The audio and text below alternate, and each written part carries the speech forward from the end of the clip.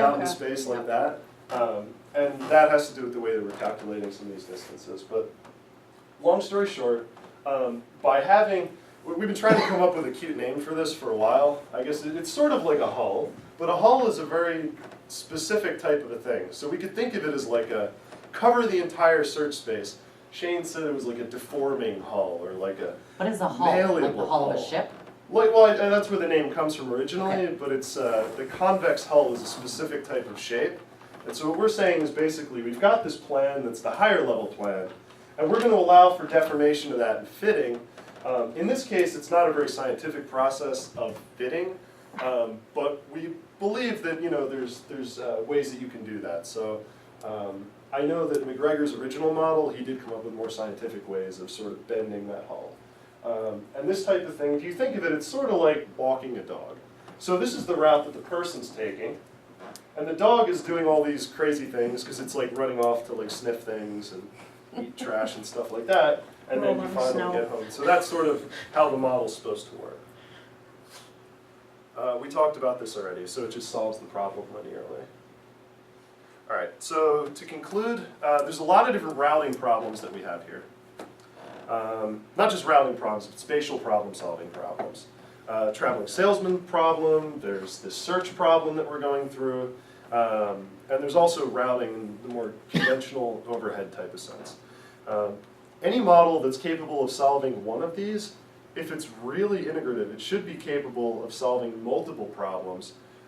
And what we're really trying to get at is that switch that allows you to change from one type of optimization strategy to another type of optimization strategy.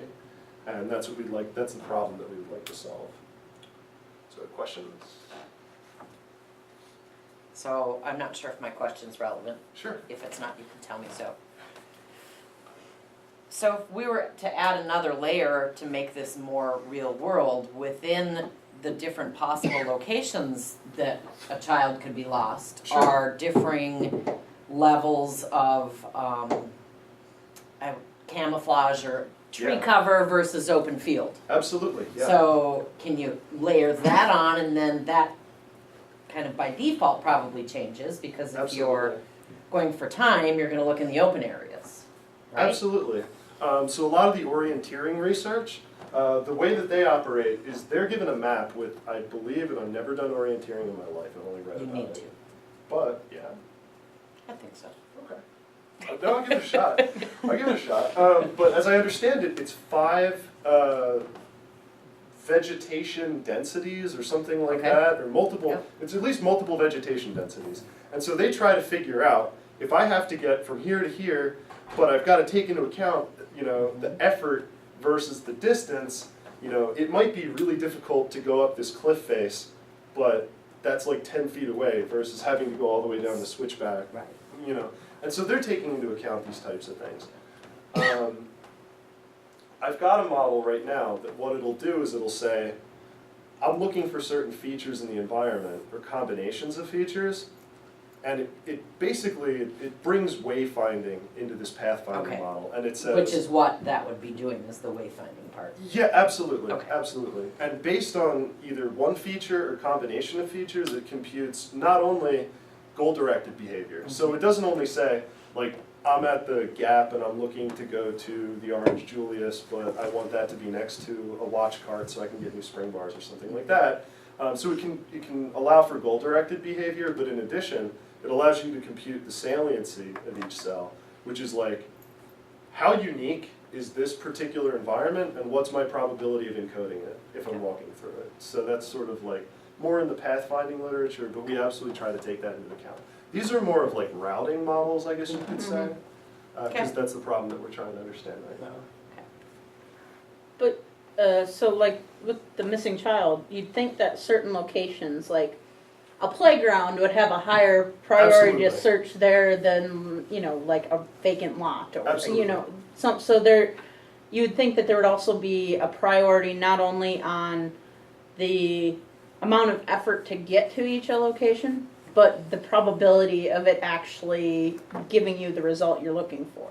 Well, and maybe kind of going with that as well, difficulty of finding something within it. Like a vacant lot, you're gonna be able, a single Right. glance say, there's Absolutely. nothing there. A playground You've gotta has scan lots of Now you all have to the- figure out maybe which lots of kid is kids. it. Absolutely. And So that's represented in the current distributions by the density of Okay. these dots. But last year at Colloquium, or well, I guess it was Brown Bag then, that presentation, we did a study where we had 2 different areas that we believed a missing person could be. One of them was a road and one of them was an oasis. And the trick with that was that if you flew your UAV over the oasis, you would definitely find something if it was there. The road, on the other hand, it was like a long linear thing, so you had to search the entire thing to rule it out. Length, yeah. And so by parametrically varying the distances of each of these from the starting location, You we were could able- test how people were, weighing cost versus reward, which is super interesting. And actually, we included distributions a lot like that in this study, but I haven't analyzed the data yet, so Okay. sorry. So you said something earlier about people not attending to the map behind. Absolutely, it's like it doesn't even exist. Well, I mean, you look at the structure of where you have to go and not necessarily the Right. terrain that you're traversing. Absolutely. Because that I'm guessing is the wayfinding. You'd have to decide, well, if there's a cliff there, I don't want to be going up and down that cliff multiple times because like at that top corner, I'm going up and down that cliff Yeah. to get to those points. Well, they were also told that they were flying a UAV. Okay. So it doesn't the matter. ground cover wouldn't really be Right. important. Yeah. But, I mean, but ground cover could be important if they're looking for Right. something on trees. Absolutely. Right. So, what, Show 'em a in the different kind of story, map. was there any information about the map or the terrain provided that would be meaningful for doing the task?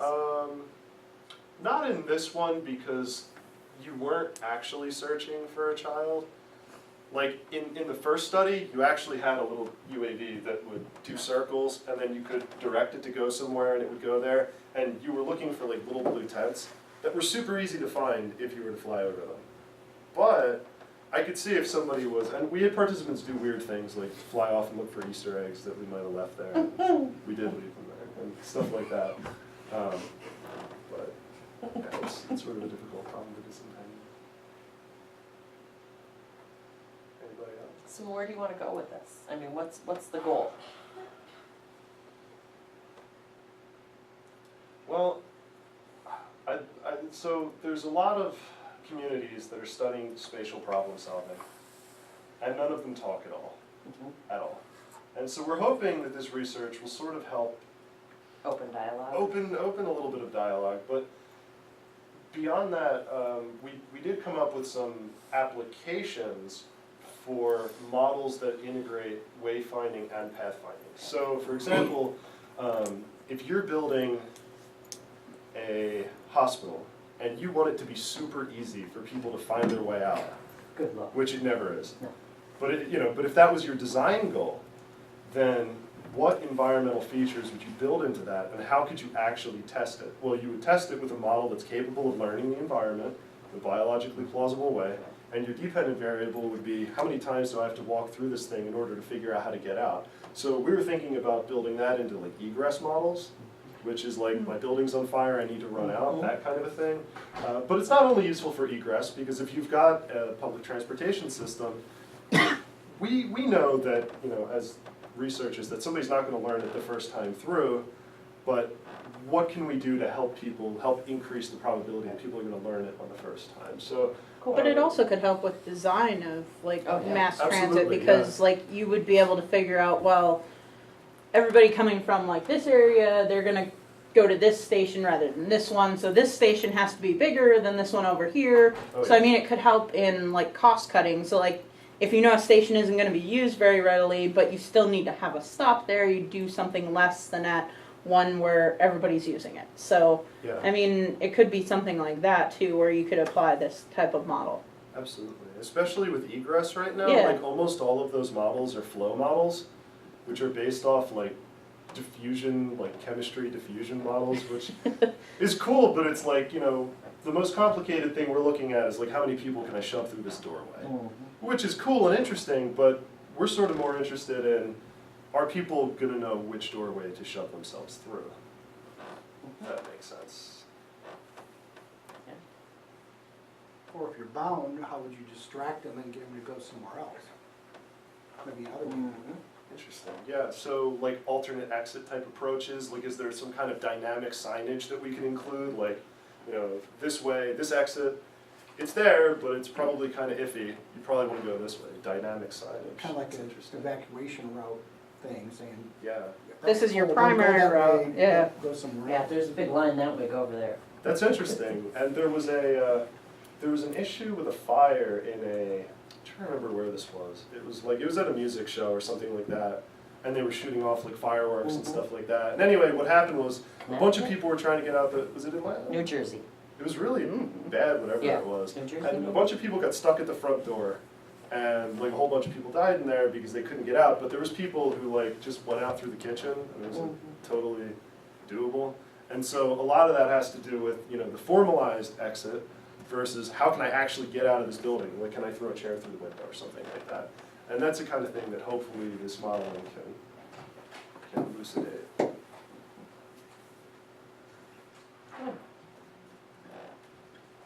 Thank you. Thank you. Susie, is your class in